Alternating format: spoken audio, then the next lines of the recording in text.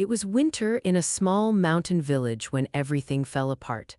The snow came early, heavy as grief, and one woman stood in the doorway of a life that no longer wanted her. Have you ever wondered why some people seem to find miracles in the middle of their worst storms? Why some mothers, even after losing everything, still manage to stand stronger than before?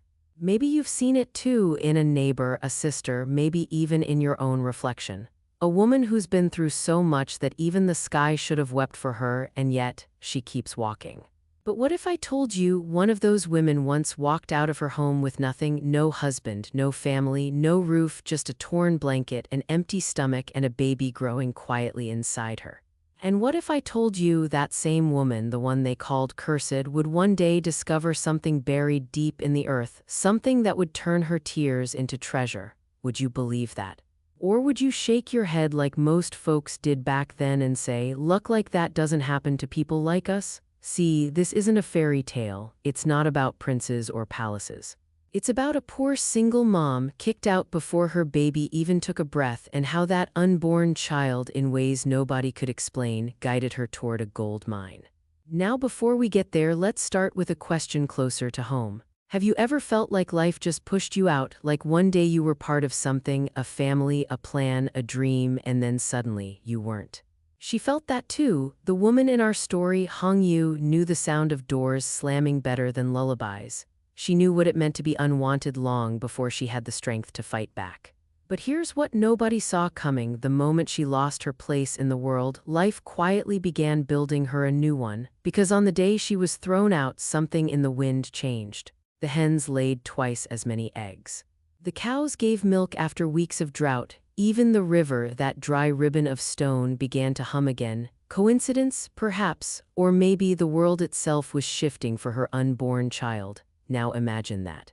Imagine being a mother, barefoot, belly heavy, the air thick with shame, and yet the world starts whispering small signs of hope around you. Would you believe them? Or would you, like Hong Yu, just try to survive one more day? Because sometimes miracles don't shine, they come wrapped in hunger, in heartbreak, in nights that never seem to end. And Hong Yu, she didn't pray for riches, she didn't even pray for revenge, she just wanted her baby to live. She didn't know yet that same heartbeat she prayed for was about to lead her somewhere no one had ever gone before. There are stories that say the unborn child would kick whenever danger was near, that animals followed her down the road. That light broke through clouds every time she cried. Sounds crazy, right? At least that's what her in-laws said right before they kicked her out for bad luck. They said the child would bring ruin. They said she'd curse the family's crops. They said she didn't deserve to give birth under their roof. So on a cold gray morning, they threw her life into the dirt, a torn quilt, a cracked bowl, a pair of worn shoes, and shut the door on her for good. No one helped her. No one even looked her in the eye. And yet, somewhere beyond that humiliation, beyond the hunger, the ache, the noise of gossip, the world was quietly setting her on a path that would change everything. Because what if the pain that broke you was really carving out room for your miracle? What if every no you've ever heard was just the universe clearing space for your yes? And what if, just maybe, your hardest night held the map to your brightest morning? That's the heart of this story. A poor single mother kicked out with nothing, guided by an unborn child that seemed to carry more wisdom than years could explain. A woman who would dig in dirt, fight hunger, face betrayal, and still somehow uncover gold where everyone else saw only stone. We're about to walk beside her now to feel her fear, her faith, and the quiet strength that built her destiny. Because whether you believe in miracles or not, there's one truth you can't deny: hope doesn't always knock. Sometimes it just moves in quietly and waits for you to notice. This is how it all began. A mother with nothing and a heartbeat that refused to give up. The day they threw her out, the frost was thick enough to bite through boots, not that Hong Yu had any left worth keeping. She didn't remember what cracked first that morning, her voice, her heart, or the bowl that slipped from her hands and shattered on the floor. All she knew was that the silence afterward sounded final. The courtyard was already waiting, faces she once called family lined up like a wall. No smiles, no mercy, only judgment disguised as tradition. "Pack your things," her mother-in-law said, arms crossed tight. "The fortune teller warned us. The child in your belly brings ruin." Hong Yu looked for her husband, but he stood behind them, eyes on the dirt.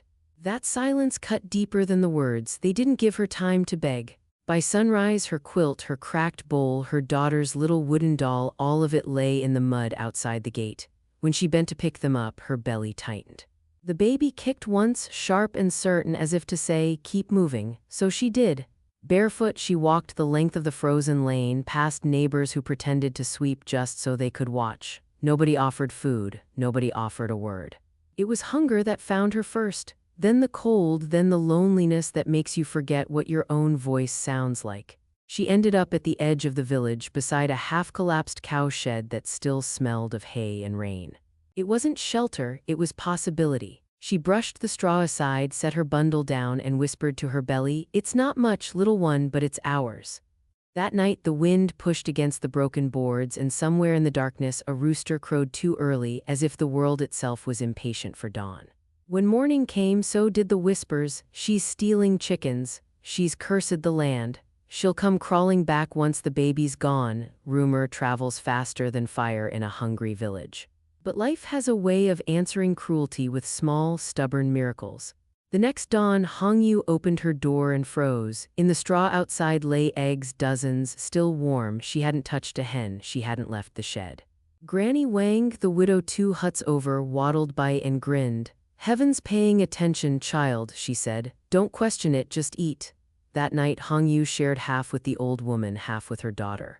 They ate slowly, tasting gratitude more than yoke. By noon the next day, her in-laws appeared again, eyes sharp, voices louder than reason. "Those eggs were ours," the aunt hissed. "You stole our luck." Hongyu said nothing. Silence can be stronger than argument. They snatched the hens, left her with emptiness, and called it justice. But just before the sun dropped, a storm rolled in, hard, heavy, loud enough to shake the roof. She ran out with a bowl to catch rainwater, and there in the mud, thrashing like a miracle that refused to hide, lay a fish. She laughed through her tears. "See, baby, we're still provided for." By morning, word spread again. Some said she was blessed, some said she was a witch. Either way, everyone was watching. And Hongyu, she just kept her head low and cooked her fish. Half for Granny Wang, half for her daughter, none for the rumor mill. That night she looked at the stars through the cracks in the roof and whispered, "Maybe they're right, maybe you are different." The wind brushed her cheek like an answer, but peace is never free when jealousy still owes you pain.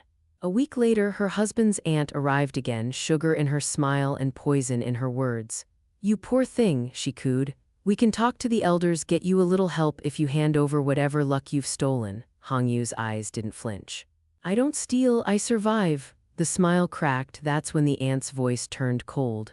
"You'll regret this, pride girl." She did, just not the way the aunt expected. That night smoke woke her before the heat did. Flames licked the rafters. Straw crackled like paper. She grabbed care, clutched her belly, and ran into the rain, coughing through the ash. By dawn, nothing stood but blackened walls. The villagers stared. The aunt wept crocodile tears. "Must be heaven punishing her arrogance," she said loudly. But behind her, the wind shifted. It carried sparks toward the aunt's own yard, and by sunset her house stood in ashes too. Granny Wang muttered from her stoop, "Heaven's got a memory after all." Hongyu didn't gloat. She simply gathered what little survived, a bent ladle, her daughter's doll, and walked toward the river.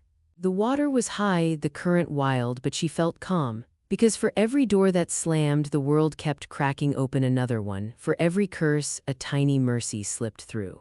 And deep down, she began to believe something dangerous, that maybe the world wasn't against her after all. Maybe it was teaching her where strength really comes from. She didn't know yet that strength would soon lead her to something buried beneath that same mountain, the one that nearly killed a dozen men. She didn't know the baby she carried was already steering her steps, but the signs were gathering quietly like dawn before the light.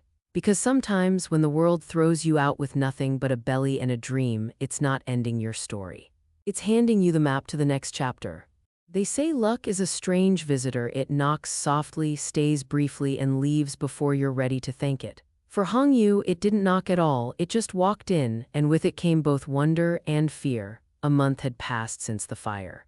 The village had already moved on. People always do when it's not their ashes in the air. But for Hongyu, the world still smelled of smoke. She rebuilt what she could. A lean-to of wood and willpower beside the river, a place small enough to keep out the wind, big enough to hold her daughter and her faith. Each morning she woke before the roosters, not out of habit but hunger. And yet, even in that hunger, strange things began to happen again. One morning, the air outside her hut looked like it had been dusted with snow. But it wasn't winter anymore. It was feathers, hundreds of white feathers, soft as silk, covering the mud. No storm, no dead bird, just feathers glowing faintly in the dawn light. Granny Wang gasped. Child, heaven's sending a message. But the rest of the village only saw danger. Bad omen, they whispered. Another trick from the cursed woman. Hong Yu swept them away quietly. You don't argue with people who have already chosen what to believe. Later that day, she walked to the well for water. As she stepped, she noticed something beneath her feet, small green shoots sprouting where she just walked. Tiny blades of grass pushing through the frost-hardened earth. Coincidence? Maybe, but even Granny Wang fell silent. The ground wakes under her, one woman murmured. The baby's changing the soil itself. And from that moment the whispers returned, not with pity this time, but suspicion. They called her the woman of strange fortune. They said her baby could bless or curse depending on her mood. Some brought her food to earn favor, others crossed the street like she carried plague. Hong Yu learned to keep quiet and keep working.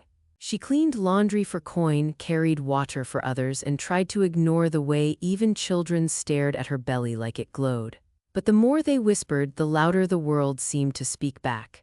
Animals wandered to her hut unafraid.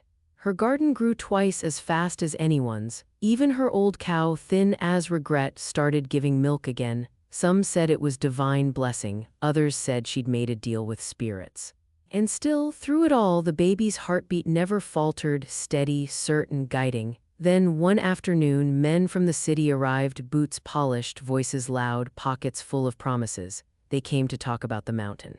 The rumor was spreading, there was something valuable buried deep inside it. Or maybe gold, maybe jade, if luck smiled wide enough. The villagers buzzed with excitement. The same people who once cursed the mountain now called it a gift. And when Hong Yu passed, they looked at her belly like it was a compass pointing to their fortune. They begged her to bless the mining site to keep the spirits calm. She refused. Blessings don't mean much when they come from fear. But one evening, as she sat by the fire, the baby kicked hard, sudden, warning. She looked up at the mountain ridge glowing in sunset light, and for reasons she couldn't explain, her chest filled with dread. The next morning, she climbed the hill barefoot, breath fogging in the cold. Down below, the mining crew was setting explosives, laughing, shouting over the wind. She shouted down, "Stop, the ground's not ready," they laughed. "Who listens to a poor widow in patched clothes? Back away," she begged. "You'll bring the mountain down," but greed is a louder god than reason. Still, one man, the young survey chief, hesitated. Maybe it was her tone or the conviction in her eyes. He raised a hand. "Hold the blast, 1 minute. 1 minute. That's all it took for the earth to remind them who was in charge. The ground split open with a roar that silenced every voice. The hill folded in on itself, dust turned daylight into dusk. Men ran, coughing, falling, praying, and when the storm settled, every one of them was alive, because they'd waited, because she'd warned them. The villagers stood in awe. The same mouths that once cursed her now whispered, "She saved them." And there, where the rock had cracked apart, sunlight glinted on something faint and dazzling, at first just flecks, then veins, gold. The mountain had hidden it for generations. Now it lay open like an apology or a promise. For a brief, trembling moment, Hong Yu thought maybe this was the end of her suffering, but life isn't that kind. It doesn't hand you peace without asking for something back. Because the moment the world realizes you hold something precious, it decides to test whether you're strong enough to keep it. That night, Hong Yu stood outside her hut, hands over her belly, and whispered to the quiet earth, "If this is a gift, help me carry it right." The wind answered in soft, rhythmic pulses, the same pattern as her baby's heartbeat. She smiled through tears. For the first time, she felt the faint hum of destiny in her bones, but deep in the mountain, under all that gold, something else had started to stir. Greed, envy, the oldest ghosts in the world. And before long, they'd come knocking again, only this time their faces would look familiar. Because sometimes what looks like luck from far away feels an awful lot like a curse when it moves in next door. After the landslide, the valley never sounded the same again. Sometimes at night, when the air grew still, you could hear it, that low rumble deep under the earth, like the ground itself was remembering. For weeks, nobody went near the ridge. Even the birds avoided it, but one woman kept walking there every morning, basket in hand, because hunger doesn't wait for fear to pass. That woman was Hongyu. She'd been the one to shout, "Stop!" The one they finally listened to just in time. And now, for the first time since she'd been cast out, people met her eyes when she passed. Men nodded, women whispered blessings. Granny Wang slipped her a handful of rice and said, "Child, heaven's got you on speed dial." Hongyu smiled softly. She didn't feel blessed, she just felt seen. The mining crew returned a week later with their polished tools and their new respect. They thanked her, awkward but genuine, and offered a small reward, enough to buy a pot, a few seeds, a chance to start over. She took it, but not for comfort. She used it to rebuild, plank by plank, the kind of home that didn't need anyone's permission to stand. The nights turned warmer, the baby turned quieter, as if listening. Then one morning, the mountain exhaled. A deep sigh rolled through the valley, shaking dust from the leaves, and the workers at the mine shouted from the ridge, "Gold, we found more gold." The shout rippled through every roof. Pots dropped. Children cheered. The village that once blamed the mountain now bowed to it, and somewhere in the noise, someone whispered, "It's that woman, she woke it." At first, Hongyu laughed it off. She'd had enough of being everyone's omen.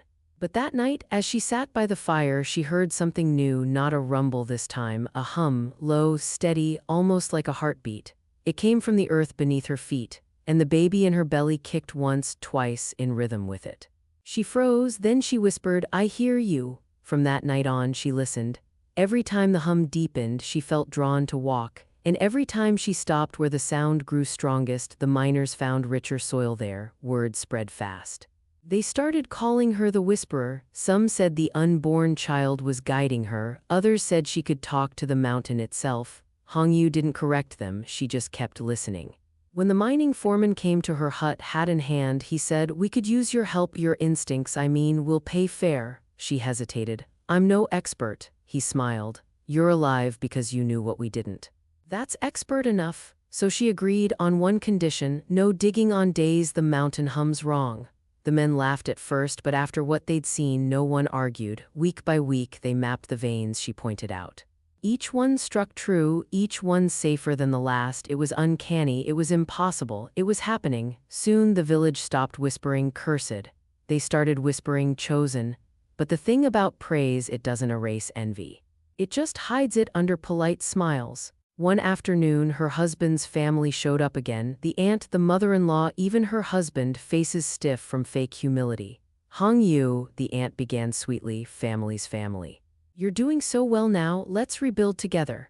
Hongyu's hands stayed still on her lap. She looked at them for a long moment, then said quietly, "When you burned me down, I learned how to build without you." The words hung in the air like smoke that refused to fade. They left with smiles that didn't reach their eyes, and by the time night fell, the wind smelled of trouble again, because jealousy never truly leaves a house, it just waits for the door to open. That night, Hongyu dreamed. She stood inside the mountain, its walls glowing green like veins under skin. And somewhere in that glow, a voice, neither man nor woman, whispered, "Dig deeper." She woke gasping, unsure if it was warning or invitation.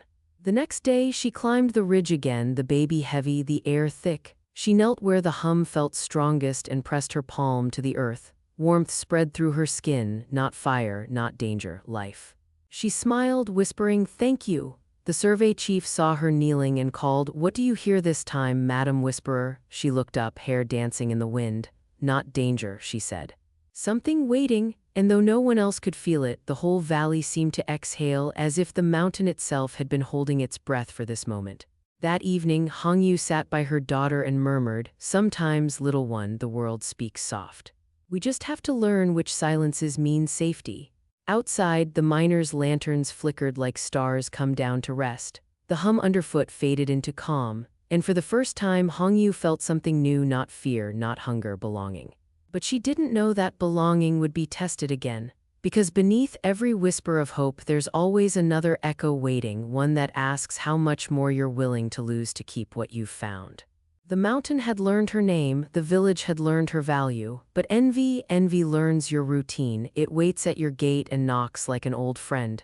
It began with gifts, a basket of sweet buns left on her step, a scarf tucked into the door frame, a polite note, "Family should be close." Hongyu turned the scarf in her hands, feeling the stitches pull tight where pride had tugged the thread. She set it aside and went back to work. The next afternoon, they came themselves, the aunt with sugar on her tongue, the mother-in-law with rain in her eyes, the husband trailing silence like a shadow. Hongyu, the aunt sighed, we've all made mistakes. The village is watching now. We should stand together. Hongyu held their gaze steady as a plumb line. When I had nothing, together meant leave. Now that I have a little, together means share. Which one is family? The aunt's smile thinned. Careful, girl. Pride is a cold bed. I sleep warm, Hongyu said. I work hard. They left with compliments that sounded like warnings, and the wind shifted. That night, a smell rose before the heat did, sharp, greedy, familiar fire. Hongyu grabbed Care, shielded her belly, and pushed into the yard as sparks climbed the thatch like 100 tiny hands. Neighbors gathered, some with buckets, some with eyes. Granny Wang fought the flames like they'd insulted her directly. By dawn, the walls were charcoal. The aunt cried loud enough for heaven to hear. Such tragedy, perhaps it's a sign to come home, Granny Wang snorted. If heaven needed a messenger, it wouldn't choose your voice. Hongyu didn't accuse. Accusations burn longer than houses. She salvaged a bent ladle, Care's wooden doll, and one uncracked bowl. Then she did what she always did. She built again. Down by the river this time, closer to water, farther from gossip. And the river, as if it approved, laid a gift at her feet. 2 days later, a runaway mining cart wedged in reeds, its belly streaked with ore like lightning frozen in metal. Coincidence? Maybe. Provision? Certainly. She told no one. Not out of greed, out of caution. Blessings gloat badly, but envy doesn't quit when it's denied. It changes shape. It arrived next as kindness for a child. The aunt appeared one bright morning with ribbon in her hair and sugar on her breath. Care, she sang, come see the fair down the road, sweet cakes, dancing dolls, a red dress that turns when you spin. Care looked at her mother. Hongyu knelt eye level. Not today, little bird. Work first, sweets later. The aunt's smile didn't crack. Then I'll bring the fair to you, she said. Wait and see. 2 days later, when Hongyu returned from the ridge, the yard was too quiet. Care, she called. Silence answered. A neighbor boy, dust in his hair and fear in his eyes, raced up breathless. Ma'am, by the old road, truck your Aunt Care. Hongyu ran before the sentence finished. Down the slope past thorn and stone to the narrow track that cut toward town. A truck idled there, impatience snorting from its grill. Care stood near the back, small, brave, confused, a ribbon in her hair she did not own. Care, Hongyu's voice broke like a branch. The aunt's face flickered, caught between brazen and afraid. Don't be foolish, she snapped. The child will see city wonders. The child will see home, Hongyu said, stepping in front of her, steady as a doorframe. The driver shrugged like a man who'd been paid not to care. Ladies, make it quick, I've got places. Blue lights turned the bend before anger found its shape. The police truck rolled in slow. A young officer met Hongyu's eyes, nodded once, then turned to the aunt. Ma'am, we've had reports. Lies, the aunt spat. Jealous neighbors, this woman, she twists everything. Care slipped her hand into her mother's.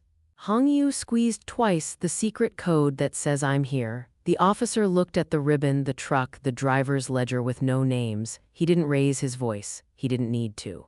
Everyone step away. Care ran to Hongyu's chest and didn't let go. The aunt spun words like thread, but they wouldn't hold.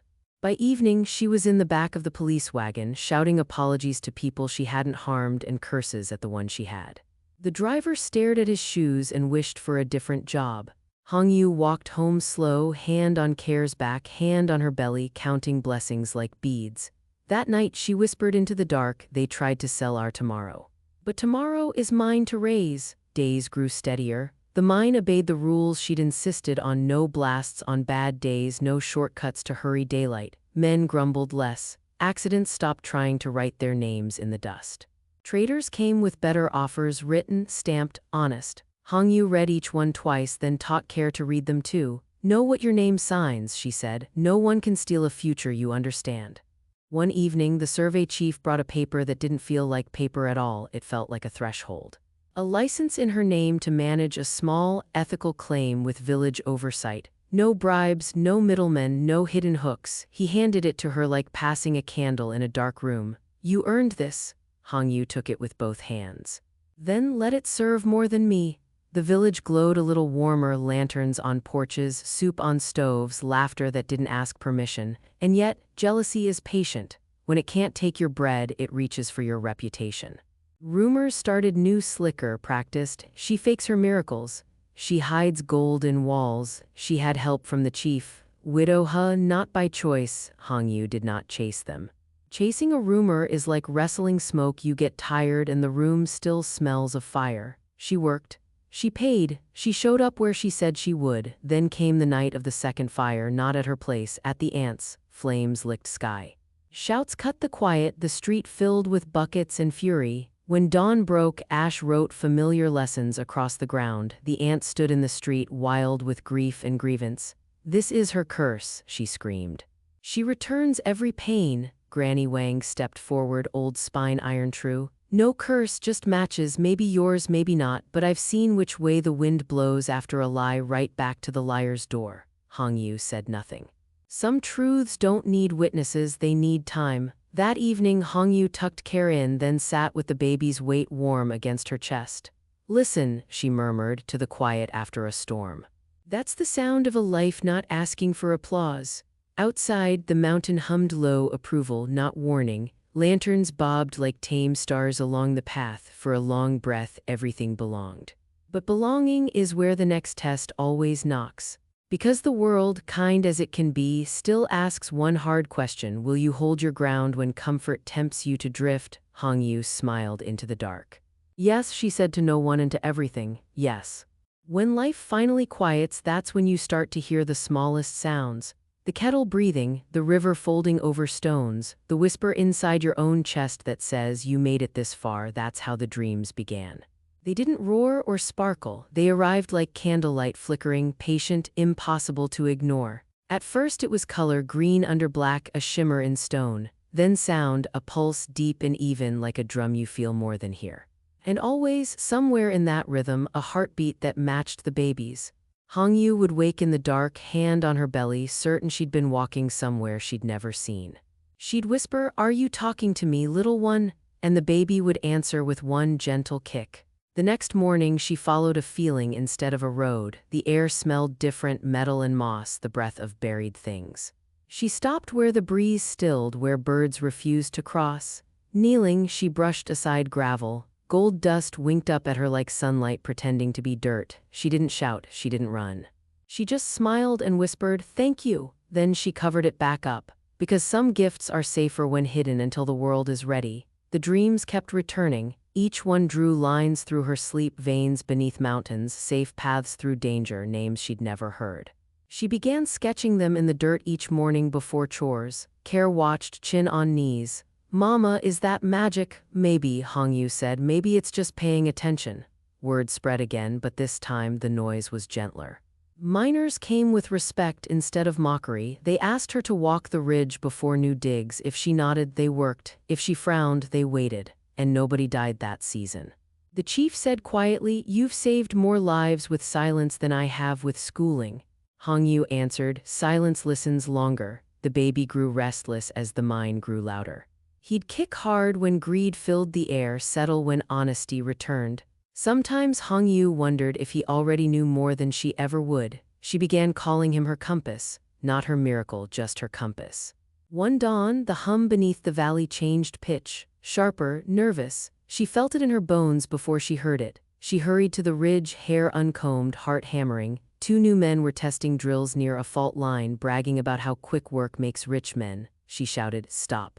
"The ground's thin there," they laughed until the first crack snapped like thunder. The chief pulled them back seconds before the wall slid. No one died. Again, when calm returned, the younger miner looked at her, eyes wide. "How'd you know?" Hongyu shifted her son in her arms and said softly, "He told me to listen." After that day, even the skeptics waited for her nod before touching rock. The company put her on the ledger officially, safety consultant. The title made her laugh. "I'm just a mother who listens to mountains." Still, the pay helped. A proper roof followed, a sturdy table, shoes for Care, medicine that didn't come from herbs alone. She started saving a few coins in a jar labeled school. Another jar beside it read neighbor, because miracles grow best when shared soil feeds them. Then came the traveling traders, city men with smooth words and sharp pens. One waved papers thick with promises. "Sign here, madam, advance payment for your future yields." She read every line twice, interest rates hiding between commas, ownership split behind fine print. She folded the paper and handed it back. "No thank you, my future belongs to my children, not your pen." The man laughed too loud. "You don't know business." Hong Yu smiled. "I know traps." He left angry. She slept well. Weeks later, the dreams changed again. This time they showed not danger but peace, fields blooming where slag heaps once stood, children studying under clean sky, the mountain breathing quiet. She told the chief. He nodded slowly. "Maybe that's the real gold." "Maybe," she said, "but gold's easier to count." They both laughed, tired but alive. The baby came during the first spring rain, no doctor, no fear, just Granny Wang's hands and the sound of water blessing dust. When his cry filled the hut, the wind outside answered with a gust strong enough to rattle the windows. Then silence, deep, holy. Granny Wang whispered, "That's a good sign." Hong Yu smiled through tears. "He's been giving them all along." She named him Fu Bao, lucky treasure, not because of gold but because every breath he took felt borrowed from grace. Days turned slower, gentler. The mine prospered safely. The village healed in small, decent ways. Care learned to write her name, Fu Bao learned to laugh, and Hong Yu learned that sometimes miracles aren't thunderclaps, they're just the steady sound of a child breathing in his sleep. She'd sit at the doorway evenings, eyes on the glowing ridge, and whisper, "Thank you for teaching me to listen." The mountain never answered aloud, it didn't have to, its hum had softened into something like a lullaby. Because once a miracle learns your name, it doesn't need to shout anymore. It just stays close, reminding you that faith can be as quiet as a heartbeat. The first real sunrise the valley had seen in years didn't come from the east. It came from the faces of people who finally stopped fearing the mountain. Where ashes once clung to their shoes, seedlings pushed through. Where curses once whispered, laughter started finding its voice again. And in the center of it all, quiet, steady, sleeves rolled, was Hong Yu. Her mind wasn't the biggest, wasn't even the richest, but it was the safest. Every man came home with 10 fingers, 10 toes, and enough pride to sleep easy. No shortcuts, no bribes, no gambling with lives. She wrote one rule on the doorpost in charcoal. "We dig slow so our children don't dig graves." The workers nodded. They'd seen too many fast fortunes end in funerals. So they worked by daylight, sang at lunch, and went home when the lamps told them to. And bit by bit, the mountain repaid their patience with veins that glittered clean. Care started school that spring. Her satchel was hand-stitched, the ink thick, the dream huge. She studied geology, wanted to read the earth the way her mother read silence. Granny Wang used to laugh, "Child, you're gonna end up teaching them miners how to behave." Care would grin. "Maybe just how to listen." Fu Bao toddled behind her, pockets full of shiny stones. Every time he handed one to Hong Yu, it turned out special mica, quartz, even a sliver of jade once. "Pretty," he'd say. "Truthful," she'd answer, because beauty, she'd learned, doesn't mean much unless it's honest. Soon traders began coming from the city. They expected desperation. Instead, they found order. Fair scales, clean ledgers, a mother who knew both math and mercy. She sold enough to keep the lights on, never enough to turn hearts greedy. Half of every profit went back into hands that needed it more. A new roof here. A borrowed cow returned. A school fund started with nothing but faith and copper coins. When reporters arrived, slick shoes, neat pens, they asked, "What's it like being rich after being poor so long?" Hong Yu smiled. "I'm not rich. I'm steady, there's a difference." They didn't print that line, maybe it didn't sell papers, but it sold peace to everyone who heard it. Years folded like pages. The mine expanded slow, clean, proud. No one went hungry that winter. No child stayed unschooled. And then one autumn day, a convoy of black cars rolled up the dirt road. Officials stepped out, all suits and curiosity. They came not to accuse this time, but to honor. They handed her a framed certificate, model of sustainable mining. The crowd clapped. The chief tried to speak, but his voice cracked halfway. Care squeezed her mother's hand. Fu Bao waved a muddy stone at the cameras. For once, no one laughed at the dirt. Hong Yu looked at the paper, then at the valley. "Guess heaven doesn't mind paperwork," she whispered. Granny Wang chuckled. "Took 'em long enough." That night, after the noise faded, Hong Yu sat by her doorway with tea cooling in her hand. The lights of the village blinked below, little fireflies of proof. She thought of all the versions of herself still buried in this soil, the girl who begged, the woman who lost, the mother who rebuilt. And for each one, she whispered a thank you. Because survival isn't just about standing back up, it's about forgiving the ground that tripped you. She realized then that every cruel word, every slammed door had shaped her spine into something unbreakable. That's what the mountain had been teaching all along. So she started giving back differently, a widow's fund for women starting over, a community kitchen that charged smiles instead of coins. Scholarships for kids who wanted to learn trades that didn't hurt the earth. People called her Madam Fortune. She preferred Mama Hongyu because fortune fades, but Mama echoes long after gold forgets its shine. Years rolled quiet and kind. Care graduated top of her class. The university sent a letter heavy with stamps and promise. Fu Bao grew tall, curious, always barefoot. One evening, Care ran up the hill waving that letter. Mama, they want me to study in the city geology. Hongyu opened it, eyes filling before the words made sense. She laughed, half crying. The girl who used to count pebbles for dinner is gonna read the mountains for a living. Care hugged her tight. You taught me how to listen to them. And Hongyu said, then promise me this, listen to people the same way. The sun dropped behind the ridge, turning dust to gold, gold to light. Fu Bao chased fireflies. Granny Wang hummed old songs. Hongyu watched them all and smiled, a smile that carried every tear she'd ever survived. Because she finally understood, the miracle wasn't the gold at all. It was the life built from what gold couldn't buy: honor, peace, belonging, from dust to gold, yes, but also from pain to purpose, from exile to home. And somewhere beneath her feet, the mountain hummed softly, not warning this time, just keeping time with her heartbeat. When the years stretch kind and long, you stop counting them in birthdays or harvests. You start counting them in quiet nights that didn't used to exist, the kind where peace hums louder than memory. Hongyu's hair had silvered the way mountains do before dawn. Her hands stayed busy, her eyes stayed young. Around her, the valley breathed easy, roofs mended, fields green, laughter traveling farther than gossip ever had. Visitors came from far towns with notebooks and cameras. They called it the Lucky Valley. But Hongyu would smile and say, luck's just what people call hard work after it stops hurting. Every spring, the villagers gathered on the ridge to give thanks not to idols or riches but to endurance. They'd point out her house by the well. That one, they'd say, that's where the woman lives who listened to a mountain and taught us to listen to each other.